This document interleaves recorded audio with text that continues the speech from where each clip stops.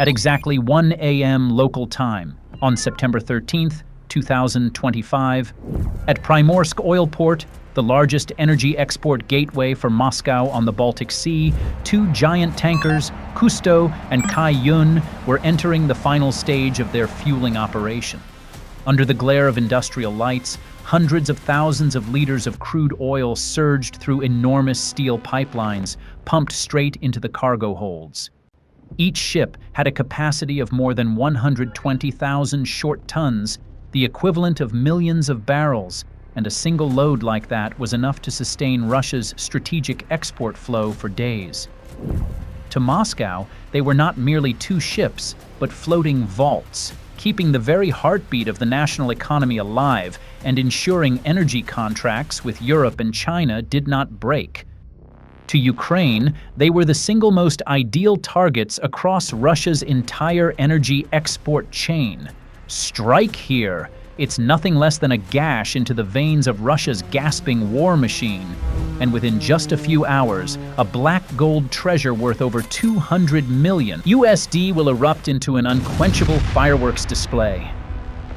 At 1:15 a.m., from a covert launch site in northern Ukraine, the first Lyuty AN-196 UAV screamed into the night like a ghost. Every 10 seconds after that, another took off. Within 7 minutes, the entire formation of over 40 UAVs had left their rails.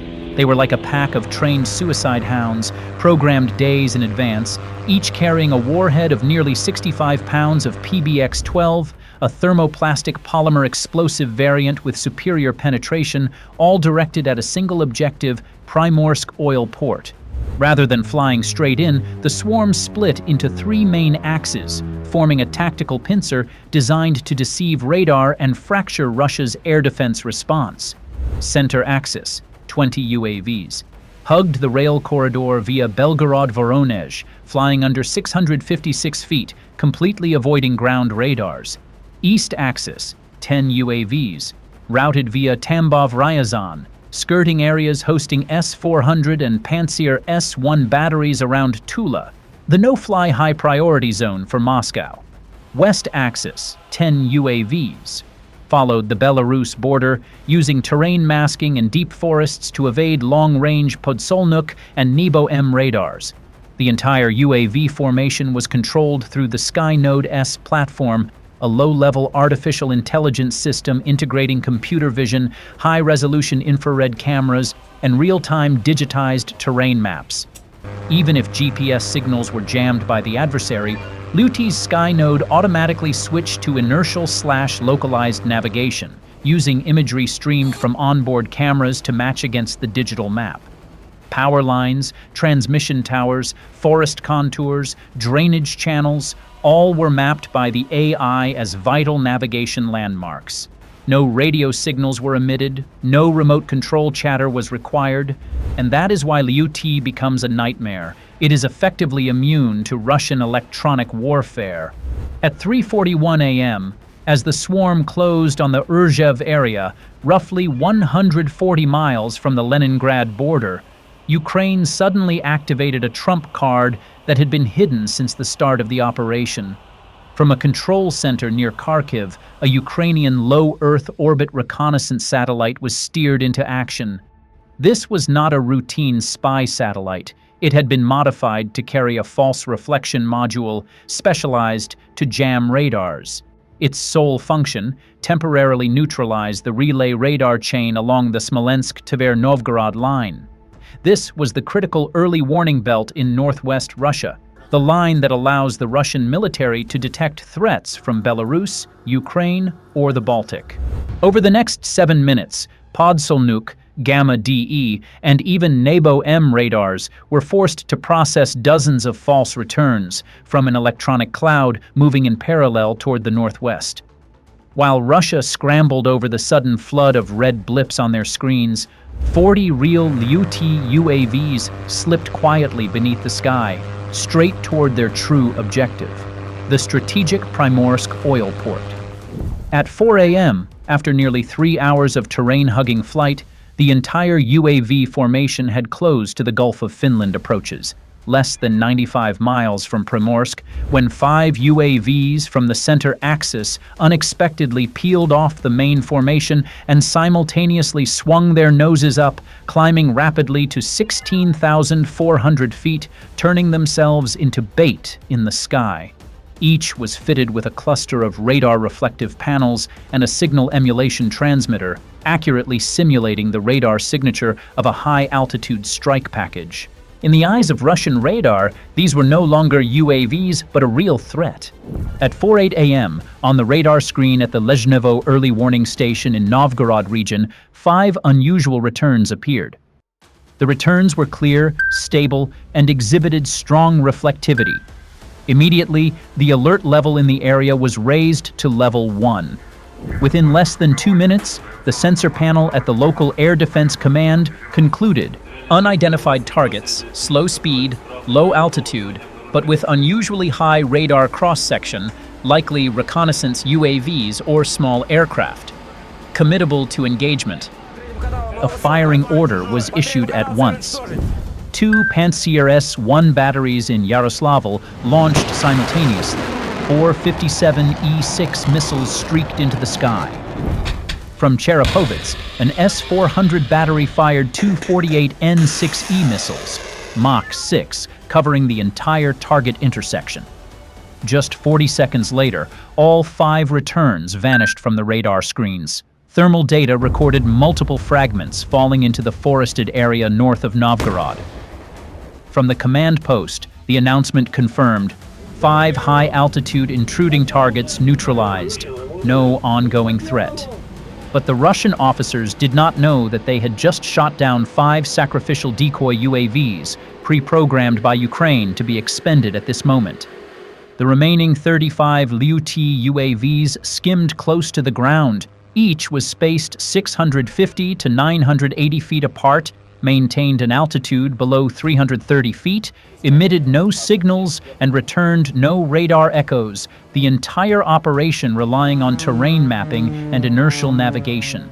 At 4:17 a.m., the central UAV formation crossed Lake Ilmen and pushed into the corridor between Novgorod and Leningrad.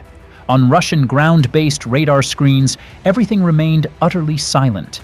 No alerts were triggered. Beneath that veneer of calm, a nightmare was quietly closing in. At 4:22 a.m., the western wing approached the southern edge of the Narva Gulf, an area nominally covered by early warning radar posts and Pantsir batteries of the Leningrad military district. A faint blip began to appear on the Vyborg Air Defense Command's screen. The data was unclear. A fuzzy target, low speed, intermittent returns. An officer warned, it could be a flock of migrating ducks or a low-flying stealth target. But no one had yet given the order to open fire. The engagement order was being delayed. Nobody wanted to press the button first for something that might be a radar illusion. At the same time, the 10 eastern UAVs crossed the Onega Lake area and approached the Petrozavodsk-Vyborg rail line, one of the logistic arteries leading straight to Primorsk. The lead UAVs used a real-time terrain synchronization algorithm, constantly matching sensor data to a 3D map to slip through GPS dead zones that Russian electronic warfare teams had erected along the route. Infrared cameras picked up glints from radar towers, and the AI instantly adjusted course, avoiding each watchpoint as if it had flown the line hundreds of times before. At 4:27 a.m., when the first UAVs were less than 25 miles from Primorsk, Russian ground radar began to register real contacts. Numerous small targets hugging the surface, moving at moderate speed, converging from 3 different directions. At the Air Defense Command near Vyborg, the duty lieutenant colonel finally ordered, "Situation level 2. Activate Pantsir S-1. Expand monitoring sector to the southeast and the coastline." But it was already too late. By the time the Pantsir radars swept the southeast sector, the 3 UAV formations, center, east, and west, were simultaneously closing in from all directions. This was no longer a single strike, it was a timed encirclement down to the second. Within 45 seconds, Baltic air defense controllers confirmed the worst. The entire UAV formation was heading straight for the Primorsk port. Russia's second-largest oil export hub. 6 Pantsir S-1 batteries were immediately ordered to fire. From the coastal woodline, the launch tubes rose like angry serpents and then simultaneously spat 57 E-6 missiles, roaring through the night sky. In the skies, the remaining 35 UAVs split into 3 prongs. Each kept an altitude under 200 feet, weaving between container yards, coastal rail lines, and petrochemical complexes. All were coordinated under the principle of the swarm, each UAV an independent entity, yet also part of the whole, constantly sharing flight data, adjusting its bank angles to match the leader ahead, and evading threats through Skynode's synchronized algorithms. By this moment, Russia's last defensive layer began to respond. Operators on a Pantsir S-1 battery shouted as the one RS-2E radar finally locked multiple targets. In less than 90 seconds, 25 UAVs were destroyed, half shredded by 30mm autocannons as they closed under 656 feet, the rest intercepted by 57 E-6 missiles at close range. But the final 10 UAVs were unlike any that had come before. They were the Alpha Wolves, each assigned independent targets, unique flight algorithms, and carrying heavy payloads reserved for killing blows. Now they simultaneously activated their terminal attack mode. Primorsk oil port had only minutes left to survive. At 4:44 a.m., the last 10 Liuti UAVs dropped below 165 feet, skimming the sea surface to hide within clutter reflections as their Skynode's navigation suite autonomously redistributed their final attack routes based on preloaded target data. They did not strike the same point. They divided the critical nodes of Primorsk's entire operating chain. The first 2 dove straight at the port's operations center, which controlled all loading schedules, fueling processes, and satellite routing. Instead of a perpendicular run, one pulled a sharp climb from the left, then plunged nose first into a second-floor window, identified as housing the main server cluster. The blast all but severed Primorsk's brain. As flames burst from the upper floor, 2 other UAVs simultaneously struck the tanker Kusto moored at the southern pier. The first slammed into the engine room, wiping out the power station and halting the oil pumps mid-flow. The second came from starboard, ramming the main intake pipe, triggering a secondary explosion. Unfinished crude spilled across the pier, igniting in less than 6 seconds. At 4:45 minutes and 12 seconds, 2 more UAVs locked onto the tanker Cai Yun, an Aframax-class vessel like Kusto, preparing to connect its intake line for the final transfer. The first tore into the intake valve control room, the second into the forward operations cabin. A fire column nearly 100 feet high roared from the deck, a death torch against the Baltic night. As flames spread along the quay, 3 more UAVs swung toward pump station number 2, the hub regulating more than 35% of Primorsk's total export throughput. The first destroyed the main pressure compression array, the second punched through the roof into the flow control regulator, and the third tore into the input signal receiver. Within just 0.8 seconds, pressure across the pipeline network surged beyond safe limits. Then, a thunderous blast ripped apart the pumping station's roof. Black smoke, scorching heat, and twisted steel fragments clawed into the sky. Primorsk had lost its pump station. In just 2 minutes, the last 10 UAVs had struck the port's vital organs. 2 supertankers of over 120,000 short tons ablaze, the central pumping station obliterated, all power and coordination systems cut. Fires raged out of control. When firefighters arrived, temperatures at the pumping hub exceeded 1,830 degrees Fahrenheit. With no options left, authorities were forced to seal off the entire port. Satellite imagery showed Primorsk as a blazing scar more than 1 mile long, with 2 core infernos and 4 secondary fires. Russia later confirmed at least 2 tankers destroyed, the main loading line to offshore vessels halted, internal power grids damaged, and fuel exports through Primorsk disrupted for days. Under the shock of the strike, all tankers in the Primorsk Gulf were ordered to withdraw immediately, triggering cascading logistical delays.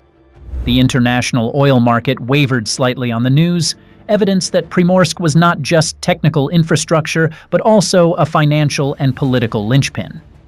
On the morning of September 17th, Russia's Ministry of Defense officially admitted that Northwest air defenses had intercepted a long-range UAV attack near Primorsk, while insisting that most targets were neutralized.